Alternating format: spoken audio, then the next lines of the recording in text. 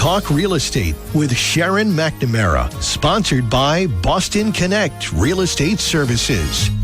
Hi, I'm Sharon McNamara, and you are listening to Talk Real Estate Roundtable. Let me share a little bit about my background before we get started. I am the broker-owner of Boston Connect Real Estate, a boutique real estate firm that is home to over 30 real estate sales and marketing consultants who service home buyers and home sellers throughout Boston, the South Shore, the South Coast, and Cape Cod. Our firm takes pride in assisting our clients in the next chapter of their lives by taking a holistic approach to their real estate endeavors. We believe that every move should be a moving experience.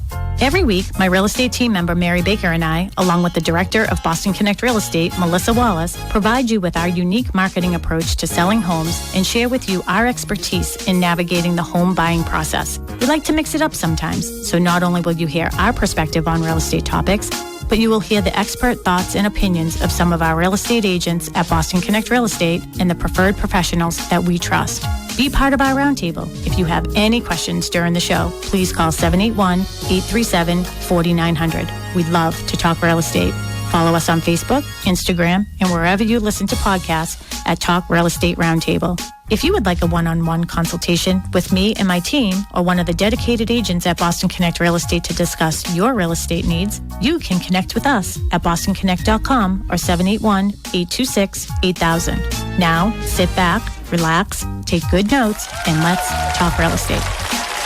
Hello to all my South Shore neighbors. This is Sharon McNamara, and you are, of course, listening to Talk Real Estate Roundtable, brought to you and sponsored by Boston Connect Real Estate. We are located on the South Shore, and we are servicing home buyers and home sellers from Boston to Cape Cod, and you heard the intro. Anyways, I'm in a really good mood today. I was going to say, you are really feeling it tonight. Yeah, you know what? I get weighed in tomorrow, and I'm a little nervous about it, so I'm just trying to, fake it until you make it. So don't be nervous. You got nothing to be nervous. You haven't eaten chocolate, drank. I know. I haven't had carbs.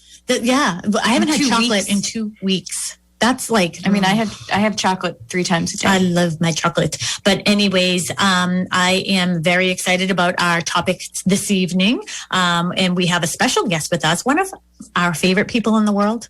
Do you agree? I've always said it, but do you agree with me? Oh, 1,000%. Yes, he 1,000%. He's one of our I talked to person. Emmanuel on Sunday. I was like, I'm sorry to bother you on a Sunday. Oh, but yeah. He always answers the phone. So well, it was interesting too. When we were talking to our client last night and going over all the offers, you got 11 offers on this house in Halifax. And I told him I had a question just about, some, the VA loan and a mandatory clause and all these other things. And I said, I don't really feel comfortable. I'd rather talk to Emmanuel about it. I was like, I'll reach out to him in the morning because it's 7:45 right now. I know if I reach out to him, he'll answer me. And I want him to be with his kids right now. So that's why I didn't reach out to you last night. Okay. I appreciate it. Yes, my pleasure. So we have Emmanuel Ebot with us, and he is an attorney, and he works at Stiles Law right in Marshfield. I was going to say right here in Marshfield, but his main office is out of the Boston area, and he services all over. And do you want to tell our listeners a little bit about you, maybe how long you've been in the business and how we are your favorite real estate agents? No. We can't say that on You air. can't say that on the air. We have a lot of agents listening. Oh, all right. That was just us. It was just us three here. Okay. Yeah, it's just us. Well, thanks for having me. I'm Emmanuel. Obviously, as you guys mentioned, I'm a real estate attorney. I've been practicing almost 15 years now. Residential transactions, commercial transactions, development. So, the whole array of anything real estate related, we're able to assist with. So. 15 years. So you were, I've been working with Stiles office for 20. I would say, I don't know if it's been 20, but 18? A very long time. A very, very long time. But as soon as I started working with Emmanuel, I just love his style. I love his presence. I love his... You haven't been able to get rid of her since, is what he's saying. Oh, no. Do you want to get rid of me? I'm kidding. Never. The new vests came in, so I'll be dropping off your vest. Yes. Right? Thank you. Mark's vest. It will be coming. It's very, very lighter than I expected, but it will be perfect for the spring. So that's good. Yeah, you'll be styling. It looks fancy. Some Boston Connect swag. Yeah, you're our favorite. And you're just so good to all of our agents and everybody that you work with here at Boston Connect Real Estate, and especially to all of our clients. And we really do appreciate all that you do. It isn't just BS. I can say that, right? Yes, you can say BS. It isn't just BS. It's like, it's the truth. So, so tonight we're going to be talking about, what are we talking about? Title. Yeah, title, clear title. What does clear title mean? So if you're listening to us on WATD and you have no idea what we mean, tonight's your night. So you get to sort of hang out with us and Emmanuel, and we're going to discuss what that means. If you have any questions at all, please feel free to call us at the studio, 781-837-4900. And Ben will get you right over to us, and you can ask us a question or you can ask Emmanuel a question. So we had a good caller last week, so hopefully we'll have some callers this week. We had to bribe a caller last week, though, right? We had to do like a Dunkin' Donuts card or something. We did, but I don't know if we ever got his address. So, Vinny, if you're listening, Vinny from Boston. I think his name was Vincent. I don't think you're there yet. Oh, okay. All right. I thought that was just the thing. No, it's Vincent until he tells us we can call him Vinny. Very true. Very true.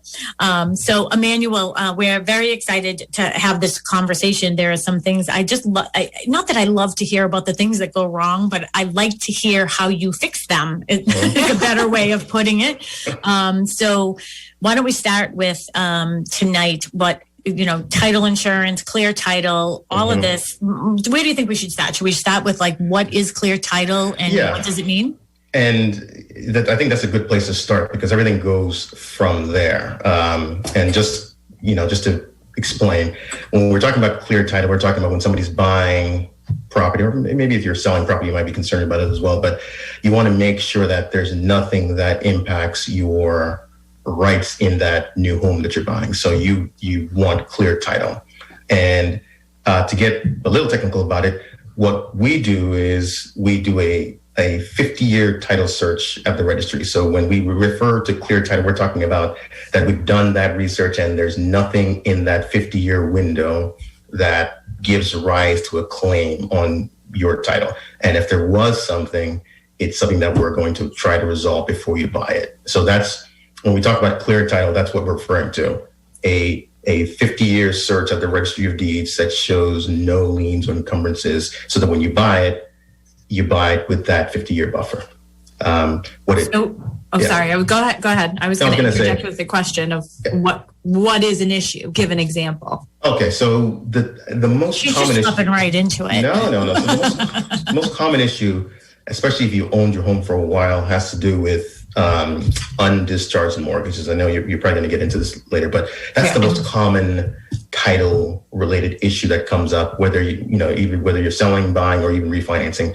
It's when you've done a refinance in the past, or the previous owner has done a refinance in the past, and the bank who received the payoff, so your old lender, got the money and then didn't bother to record a release at the registry. And you as the homeowner, you just did your refinance. You're not really concerned about what's at the registry. The bank just got their funds, so they're not. So those things tend to linger and really only come up when someone does an actual search, when you're selling or when you're buying. So it's those kind of unresolved issues that are the most prevalent, in my opinion, the most prevalent title issue. And those are, to be frank, not that difficult to fix because it's simply just contacting the mortgage company who still owes, who just forgot to record that discharge, and asking them to prepare one and send it to you. So whose responsibility is it to record it? Is it the attorney's responsibility? Is it the bank's responsibility? Is it the refinancer or buyer? It's a good question. So the short answer is that it's really the bank's responsibility. So the bank that receives the funds and says, yep, you've paid me in full for your mortgage, the law in Massachusetts puts the onus on them to do it. Now, how often do they do it? It depends from bank to bank. But when if you're looking to sell your property and that's an issue, it's kind of an all hands on deck at that point. We just want to get it done. But the answer to your question is that it's really the bank's responsibility to get that recorded. So when somebody, I'm sorry, Mel, just with the same thing, when somebody pays off their mortgage and then it's sent to the who is it? The mortgagee? Oh, I forget all those. That was in a class that I took. I think it was a test I took. I think it would be the mortgagee. Mortgagee. Right? Yeah. Is it the mortgagee? Yeah. So they get that in the mail. And I know a lot of times people just like throw it in their safe and they're like, yay. Is it their responsibility at that point? That's where it gets a little murky, because the law kind of gives the banks different options as to how to do it. They can either send it to the registry or they can send it to the homeowner.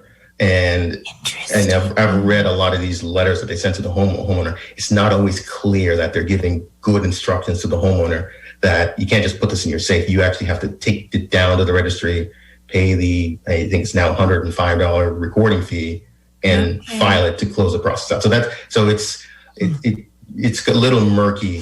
So people, again, no fault of their own, they think that they've done what they needed to do because they have this letter. They don't know that there's actually an extra step that they have to do to make sure it's not an issue when the next time they want to refinance, the next time they want to sell. Mm-hmm. I was just going to say, I know I'm jumping ahead with the mortgage discharge, but to me, after you said that, it sort of makes sense now that, like, the discharge wouldn't be recorded because possibly if a bank went under, they wouldn't send that letter.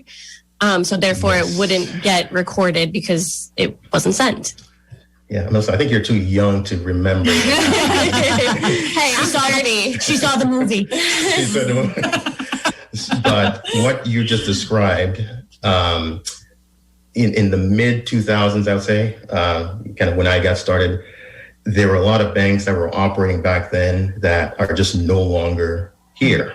So if you were one of those unfortunate people who got a loan or paid off a loan from one of those banks that we won't name on here, that didn't do what they were supposed to do when it discharged the mortgage, that's when it actually becomes difficult, because who's going to give it to you? That entity doesn't exist. Again, we have some mechanisms in the law that allow us to address those, but those tend to be lengthier and costlier. So that's actually a good in that case, what proof do you have that you did pay it off if that bank doesn't exist anymore?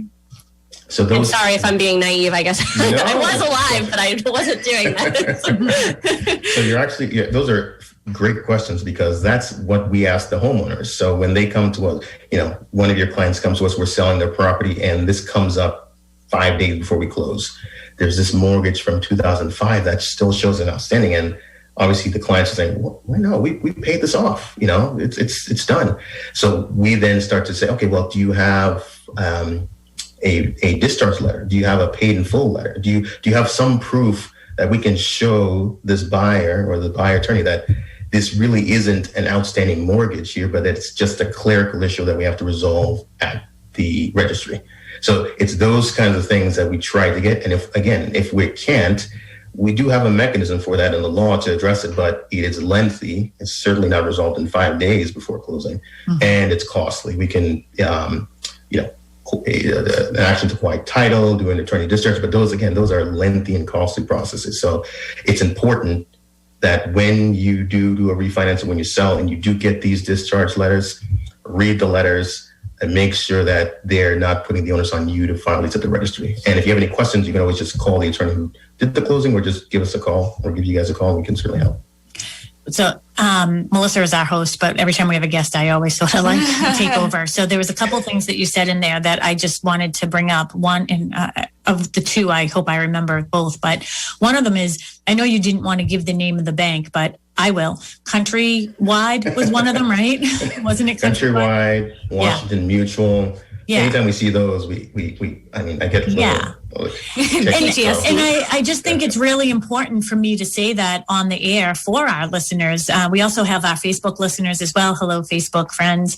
I think it's important because if you are thinking about selling your home, because think about the age when those happened. Those people are probably, people stay in their house about 10 years. So guess what? We're coming upon those people that are going to be selling. They should really look in their safe and see if they have any paperwork in there now. It's better to know about that beforehand than a week before closing, correct? Absolutely. So one of the things that we do at our office is, as soon as we retain a client, we do a quick title search. We have a litany of title examiners that we work with pretty quickly. So we try to find these things well before closing, so that if something does come up, we still have a good 45 days, 60 days before the closing to address these issues, so that we're not stuck with an issue that comes up 5 days before closing that needs to be addressed. So, but you're right. If you're looking to sell your property, it's, part of the preparation should be looking through your old documents to make sure that any mortgages that you had in the past, you have some proof that you paid them off at some point. And then again, it may be unnecessary, but it's always good to have those handy. So if it does come up, we know where to start. Yeah, I can just picture it right now in the office, and Emmanuel hears Denise scream, and he's like, "Uh-oh, another countrywide." So glad you did that pre-check. Yes, so, yes. Mel, that was actually my second question: is when do you do the title search, and why are we finding out these things a week before closing? So the typical. The typical procedure for a closing is that the buyer attorney or the bank attorney actually does the title search.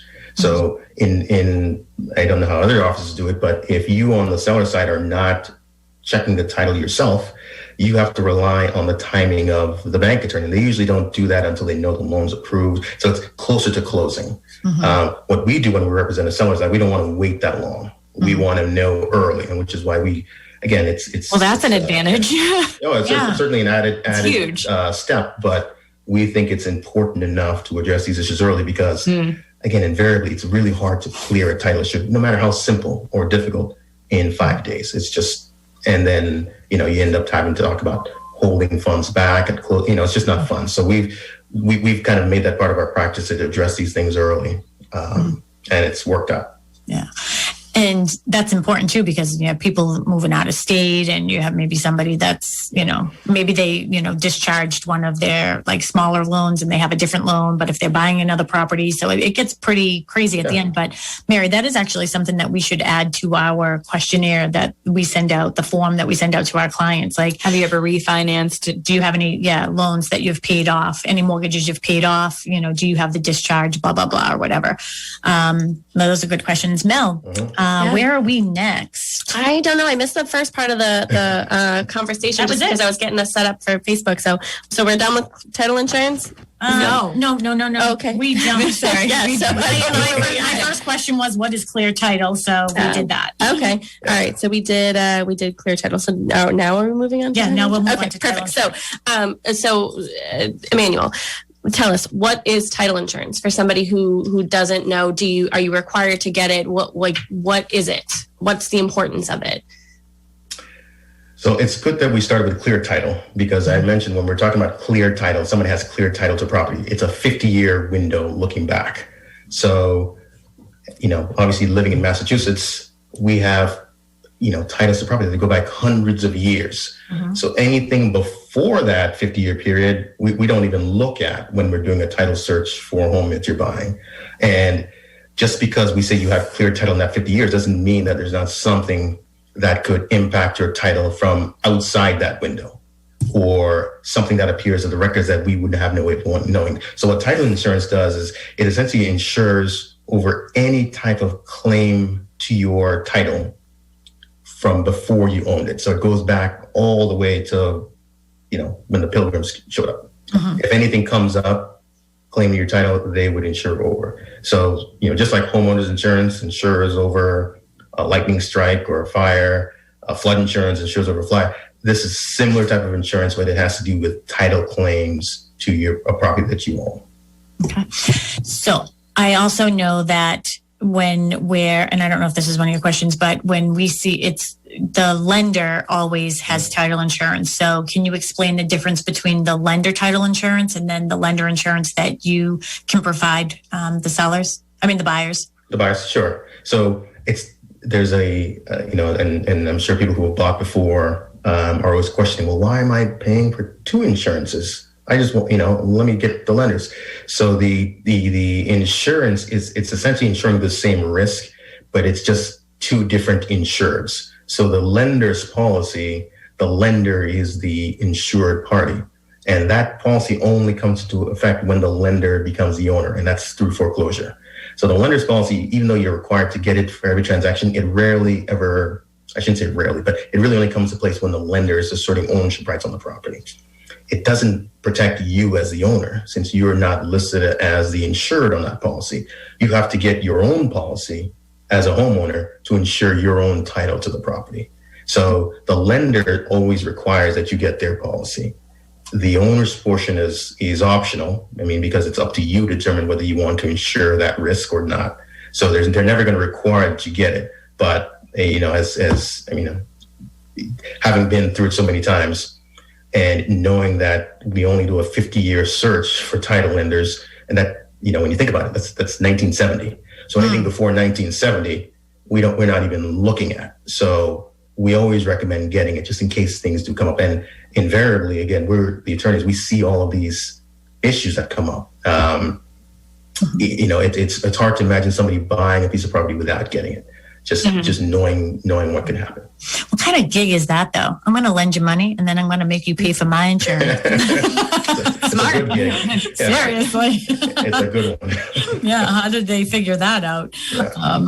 So go ahead. Did you have a question? No, I just wanted to know if anybody had clients that had to use it. Have you guys had any clients? Obviously, Emmanuel, you'll probably see a lot of people having to use it just from your line of work. But all the time.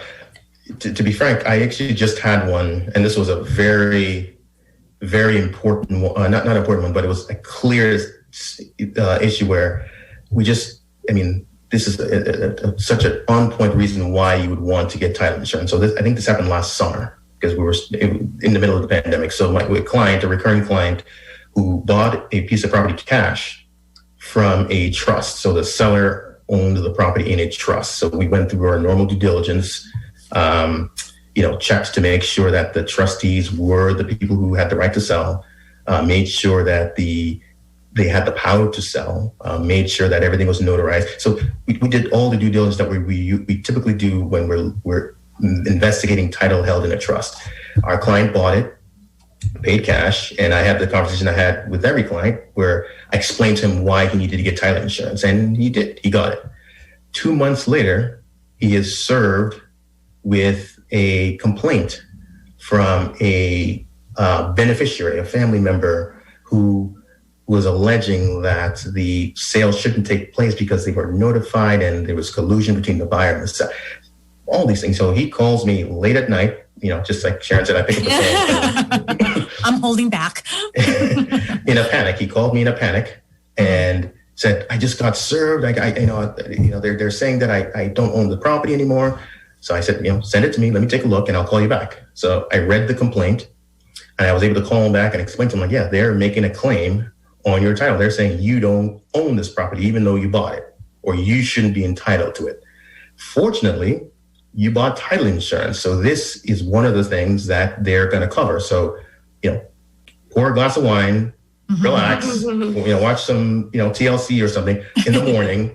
We'll call the title insurance company, explain what happened, and then they'll take it from there. Mm-hmm. Now, had he not had title insurance, again, this is new through no fault of his own. He didn't know these people.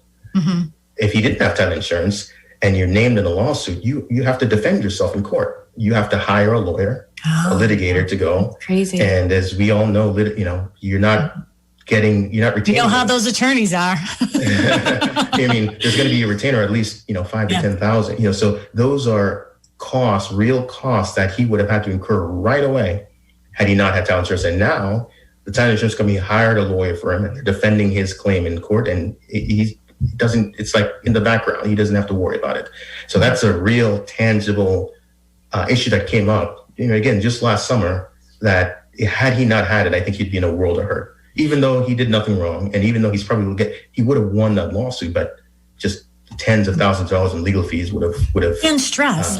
Let's put a value on stress. That would just, and then you wouldn't want to triple damages. Yeah. And then you wouldn't want to do any improvements in your house. You wouldn't you know what I mean? Yeah. You wouldn't want to do anything while you were there. But let me ask you this.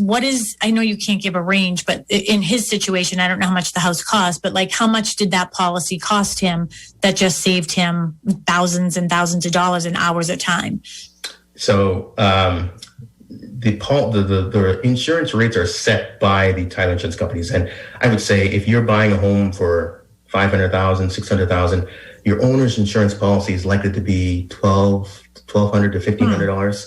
And the way these are set up, they're upfront costs. So you pay it when you buy the property, and then you have the policy for as long as you own the property. There's no annual premiums, or it's just an upfront cost, and then you have that protection.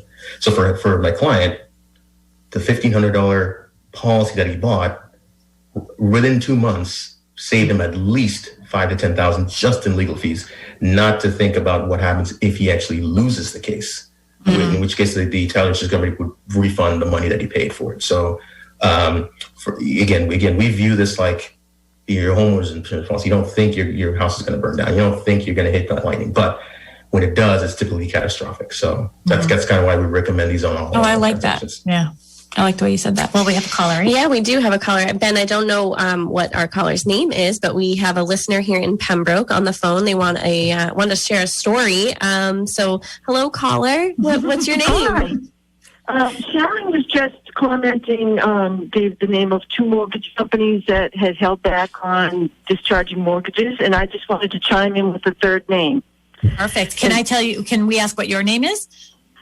Off air. Make up one. You can make up one. Denise. I don't recognize your name. It's Sally. Okay, we have Sally from Pembroke. Perfect. So, Sally, tell us your story. So we had a mortgage with Carrington Mortgage Company, and then, of course, they sold it 500 times. But we were trying to refinance, and the attorney discovered that the mortgage from Carrington had never been discharged. And it was a matter of we settled some, there was some discrepancy with what we owed, and it was really messy. But the point is, Carrington, I wanted to add Carrington's name to the list. And the whole process, it's been going on for, 4 months or so. We just got the discharge note within the past week, and had an attorney that was helping us. And we even had to contact the Attorney General's office to get Carrington to take any action. So I guess my message is be careful. Yeah. Now, did you have title insurance, Sally? I believe we do. Off the top of my head, I can't remember. Okay.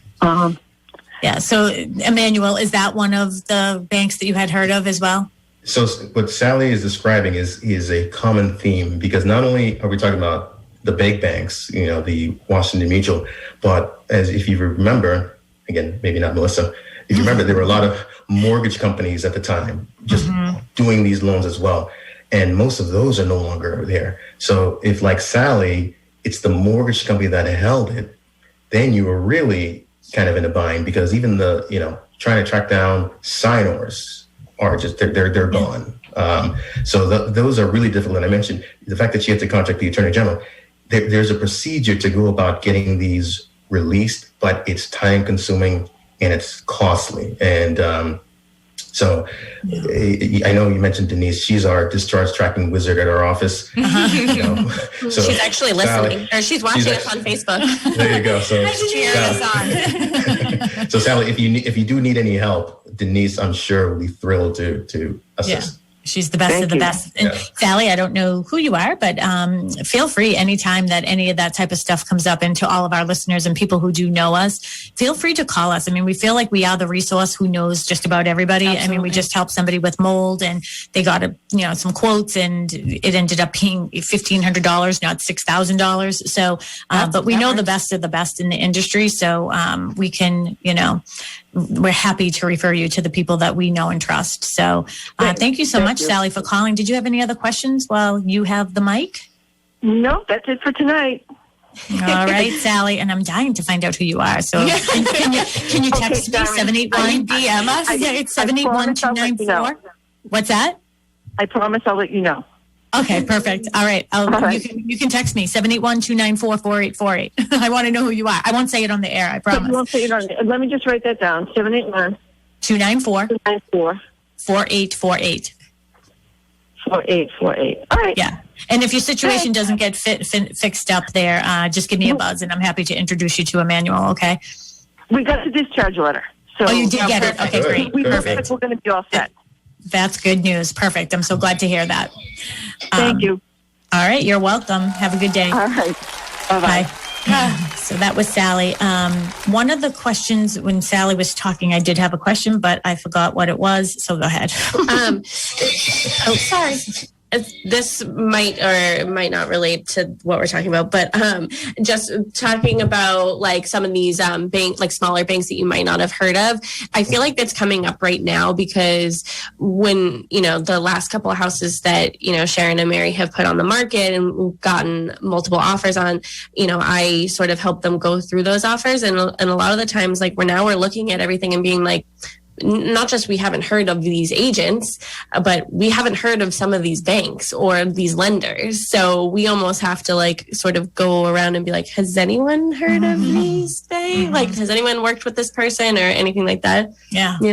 Are you seeing that more and more often too? Like not familiar with the banks? Well, and that's, and you guys are obviously ahead of the game. Usually when an offer comes in, you've already done the due diligence, poking and prodding on the banks, but we're kind of just with everything, we're kind of a global world. Everything is online. So we're seeing a number of, I don't want to say online lenders, but not Massachusetts-based lenders that people are using because they're trying to get the lowest rate, which there's nothing wrong with that. But it just, requires both the buyer and the seller, again, to do your due diligence on the lender. Make sure they're familiar with the rules and the timing requirements here in Massachusetts for closing. Closing in Massachusetts is different than closing in California or in Florida or in Oklahoma. So it's doing your homework early to make sure that whatever lender you pick is able to close within the 45 days that you need. So. Yeah. And we do a really good job here, our team, right? Sort of educating our clients on timing. And I was like, what do we do a good job on? Everything. So I think it's, true. I looked at something and I was like, that's not going to happen. So just sort of being out there and proactive with that. Yeah, being unrealistic about things. Again, I just want to let all of our WATD listeners know that you are listening to Talk Real Estate Roundtable, sponsored by Boston Connect Real Estate. And we have Sharon McNamara, Mary Baker team here, along with our one and only Melissa Wallace, who is our host and the producer of our show. If you have any questions for us, we'd love to hear them. 781-837-4900. Don't be bashful. Look at Sally from Pembroke just called. You don't even have to give us your real name. You just have to text me it afterwards. So, and to our Facebook listeners, if you have any questions, just type it away, and Melissa is looking at that as well. Yeah. So we have probably about 14 minutes left in the show. So is there anything else that we should talk about with title insurance, Mary? The only thing that I was going to say is I don't want to skip across clear title real quick about can you sell a property that doesn't have clear title? Because we see it a lot in offers where buyers agents are putting, subject to the property having clear and marketable title. Obviously, that's just a little line in there that says, we understand that we're not going to possess this property with encumbrances and yada, yada, yada. We'll get into that. But so can a property technically be sold if it does not have clear title? So technically, the answer is yes, because a buyer can, in a perfect world, a buyer can decide to accept a property in whatever condition that it's in. So if there is a title defect, technically a buyer can say, you know what, I'll still buy it, and then I will make sure to clear this title defect before. Now, as a practical matter, that just doesn't happen, right? Because most buyers are getting financing from a bank. And one of the things that the bank's going to require on every loan is that there be clear title, because again, they want their own loan policy to insure over defects if they end up becoming the owner through foreclosure. So Gotcha. The technical answer is yes, but as a practical matter, it's just not, you don't see it. Cash transactions are different, but for most transactions, I was going to say that might be the only scenario that I could imagine. Maybe somebody's like, I'm going to buy cash and I don't even want an attorney involved. I'm just going to sign purchase and sale and show up at closing. Here's a suitcase. Which, by the way, folks, is a bad idea. Don't do that. What was that? The other question I had, and we do have another, somebody texted me, they must have heard me giving my cell phone number there. So I do have a question that someone texted me, but I was also wondering when we were talking about refinancing. So if you get title insurance and you pay that whatever that is, $1,500 to let's say $2,000, whatever it is based on the price of the house. And then you decide to refinance. Does it continue on with that, or do you have to get it again? That's actually a good question. Well, thank you. I really don't know the answer. No, that's a good question, because that's a question that we actually get at refinances. So the owner's policy, the policy that you get as a homeowner, you don't ever have to pay that again. That is good as long as you own the property. But when you're refinancing, technically you're getting a new loan. So that new lender is going to also require you to get a new lender's policy. Don't ask me. You're going to ask me why they can't just use the old one? I don't know. It's because the bank wants to make money. And it might be a different bank. It's a different bank, yeah. But why they can't just? But it's anytime transferable. Should be a transferable policy. It's because they're making more money. Exactly. Yes. That's quite simple. Yeah. Let's see. Can a seller use the proceeds of their sale to cover the closing costs? Well, I also have one from Bill too. So I was just letting you look at it. I didn't know you were going to say it out loud. All right. Well, ask that question. Okay. We have a question. Can a seller use the proceeds of their sale to cover closing costs? They can. And by closing costs, you mean like any of these title clearing issues, I'm presuming? The answer is yes. So, the biggest title issue for most transactions is really the seller's mortgage that they have on the property. So if you're selling your home for $600,000 and you owe $400,000, that $400,000 mortgage is a lien on the property that needs to be addressed. And, all things equal, technically, you would have had to pay that off and bring a discharge to closing for that in order for a buyer to get clear title. But just the way we do transactions here in Massachusetts, we allow a seller to use their proceeds at the closing to pay that lien. So if there were other types of liens, a mechanic's lien, if a contractor had a dispute for work that they had done, or the seller had a credit card debt that they were sued and now there's a judgment. All of those things, if the seller doesn't have the liquid funds to clear them at closing, they can be deducted from their proceeds at closing. And that's done all the time. Perfect. So this question... We're just going to overload you with questions now. Yeah, I know. I feel like this is like... Bring it. Yeah, I know. It's cute or something. I know. Well, that one where they go up the pyramid there and like the brilliant guys at the top are like... We're to the top. Yeah. It says, hello, can you explain what declaration of homestead is? Thank you, Bill, baseball from Holbrook. He put a baseball there. I don't know if he's a baseball player. I don't know. But anyways, that's his question. That's a hint of who he may be. Well, Bill, so a homestead declaration, homestead is a protection from credit. It's a creditor protection. So, and unlike title insurance, it's actually looking forward. So once you buy a home and you're going to use the home as a primary residence, the homestead protects any judgment or any creditor from attaching your house to satisfy judgment. So, for example, you're driving down the road, you get into a car accident, somebody gets hurt, they sue you and they win $1 million judgment. So the first thing any plaintiff's attorney is looking for, they're looking for any assets that you have. And for most people, that's your home, right? The homestead declaration puts a shield around your home and prevents them from attaching that, filing a lien on your home to satisfy that judgment up to $500,000. And that protection only applies to a primary residence. So if you have a rental, it doesn't apply. And if you move out and move to or into, so it's only your primary residence, and that's filed at the Registry of Deeds, usually when you buy the property. And it's a very inexpensive type of insurance. Even when people say they don't want it, we kind of force them to get it because it doesn't make sense not to have it on your primary residence. Mm-hmm. Yeah, you guys just draft and show up and say, I'm here. Exactly. Well, Denise did comment on our Facebook Live and said, thank goodness for title insurance. From her lips to God's ears. Yeah, but we do have another question for you, Emmanuel, who's someone who texted Sharon. They are listening to the show and they want to know, can you talk about lumber escalation clauses being added to purchase and sales in a new home to be built? Are you seeing any of these? Interesting. Yeah, I that's like a good that one. question. That's a good question. I don't know who it is though, because my contacts are all messed up. So that's another good question.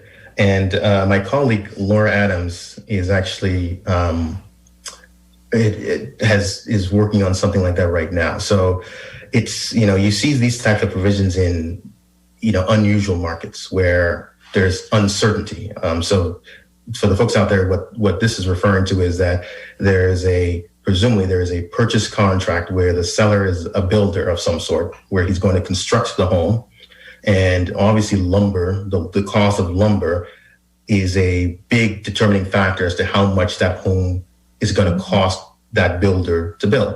Mm-hmm. And, and if the home is not going to be built for 9 months and you set a purchase price today, again, we're just going to use round numbers, $500,000. If the price of lumber goes up triple, mm-hmm. then that builder is really losing money on that transaction. So, in years past, there might have been, some fluctuation in the price of lumber, but nothing like we're seeing now.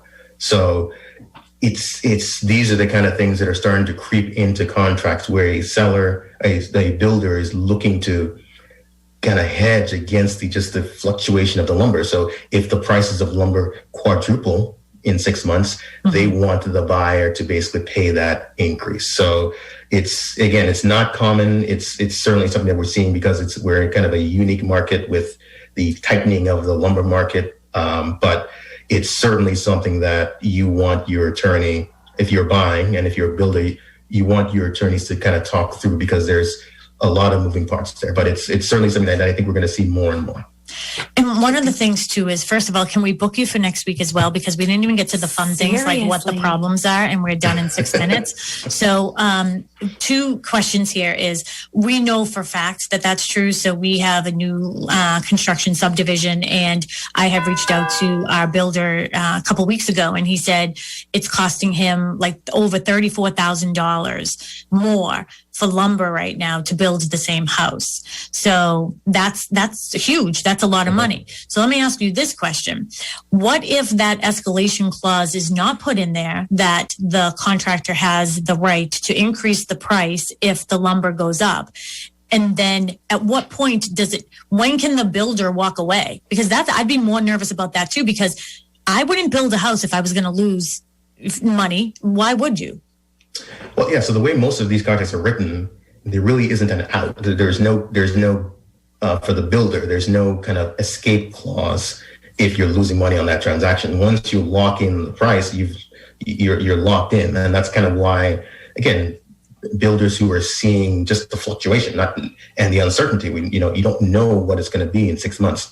They don't want to be boxed in like your clients are talking about. So if that is not in there, and the price skyrockets for lumber, they still have to deliver the property to the buyer at the price that was agreed to. There's no get out of it. And if they don't, then they're in breach of contract. Yeah. So Yeah, and that makes sense by, contractually makes 100%, it makes sense to me. We're very fortunate with the contractors that we work with. I mean, they're established and, they would continue to build. But what about these, smaller contractors that you see? And let's face it, Mark and I, when we first got engaged, we gave a builder $13,000, everything we had. And by we, I mean him. And he left, and we had nothing other than a wedding that we were paying for in 2 months. So, we got nothing. We got nothing mm-hmm. back. So that, I think people should be very careful when they are getting into these contracts with new construction to really do your due diligence on who is the builder and who are you, so to speak, getting in bed with. Can I say that? Yeah, for sure.